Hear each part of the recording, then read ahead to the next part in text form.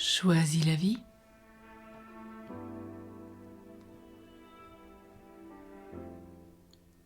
Du petit moi au grand moi.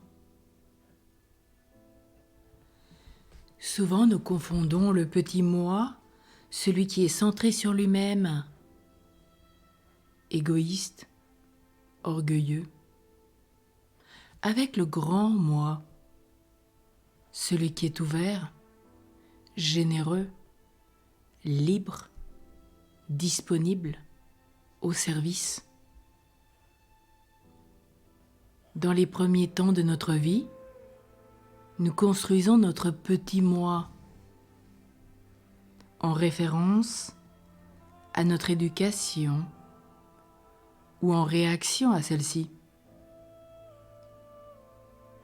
Si nous avons beaucoup subi, nous pouvons par exemple mettre en avant un « moi-je » tout le temps, qui s'impose, qui écrase, par peur de revivre ces dominations du passé, ou bien par habitude, nous remettre dans un « moi-je », victime ou fuyant.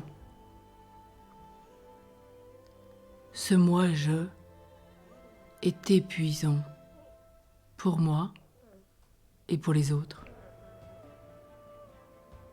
La construction intérieure, qui est un des buts de notre vie, consiste à ouvrir ce petit moi pour en faire un grand moi qui s'affirme sereinement et qui permet aux autres de pouvoir faire de même.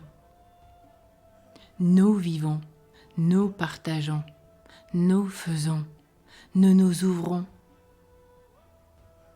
Et on voit bien que notre être s'ouvre à Dieu, aux autres, et de ce fait nous sommes beaucoup plus disponibles, nous acquérons cette liberté intérieure dont nous parle l'apôtre Saint Jean ou Saint Paul.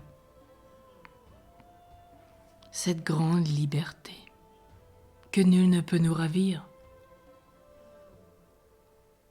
Et de ce fait, je suis heureux, heureuse, je suis en paix, et je poursuis cette paix, nous rappelle le psaume.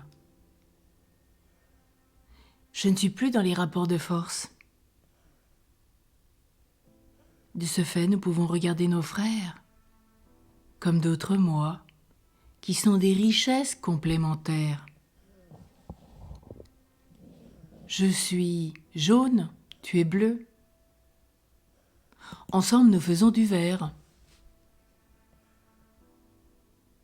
Oui, ce simple mariage de couleurs nous aide à comprendre que par nous-mêmes, nous ne pouvons pas tout déployer.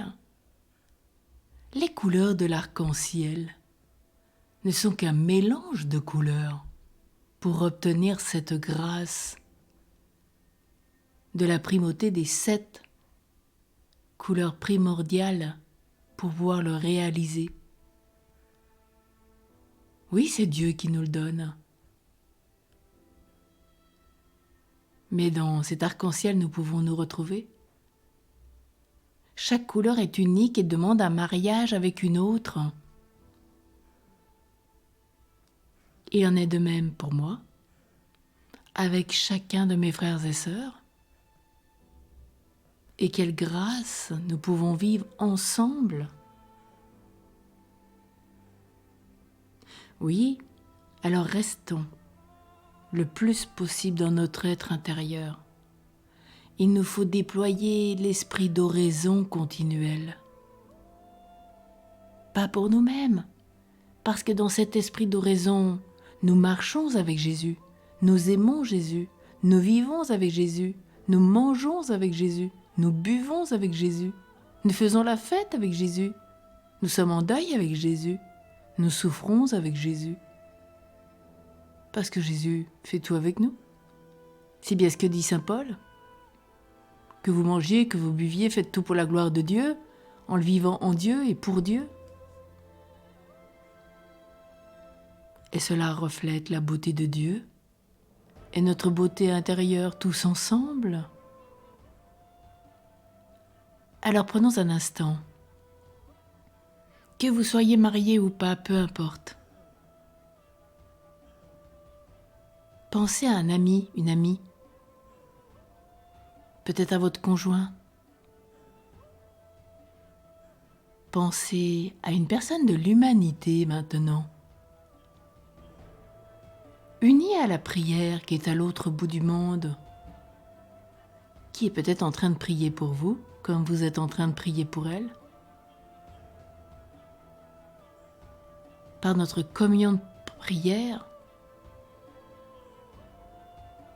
parce que nous vivons ensemble, unis à Dieu, le monde se transforme,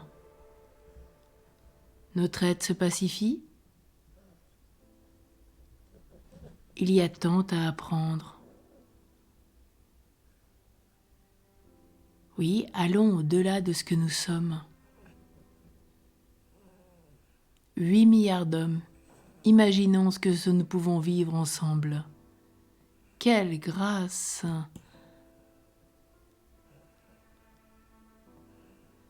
Comment à 8 milliards ensemble, nous pouvons révéler la beauté de Dieu? Et à 8 milliards, nous reflétons la grandeur de Dieu, sa beauté, sa grandeur, ce qu'il est. Il est comme l'océan à perte de vue. Tout ce qui pourrait se déployer quand nous sommes ouverts, disponibles, généreux, et de ce fait libres. Et cela n'a pas de prix.